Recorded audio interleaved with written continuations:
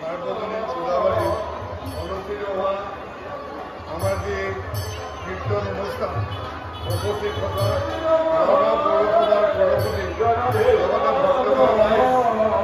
সকলকে মই শুভেচ্ছা জনাইছোঁ। আজি এটা ভক্তি অনুষ্ঠান সুন্দৰকৈ আয়োজন কৰিছে। আজি এই যিটো আমাৰ নিমৈৰাম মন্দিৰ বনি আছে এইটো হৈছে আমাৰ যি আমাৰ পূজাবাৰী আৰু সাংস্কৃতিক কেন্দ্ৰ। এই অনুষ্ঠানটোৰ কাৰণে ৰাইজে মোক অলপ অনুৰোধ কৰিছিলে বিধায়ক প্ৰতি আমি যিমান দিব পাৰোঁ বিধায়ক প্ৰতি আমি 10 লাখতকৈ বেছি দিব নোৱাৰোঁ আৰু 10 লাখ টকা মই এই মন্দিৰৰ কাৰণে ঘোষণা কৰিছোঁ।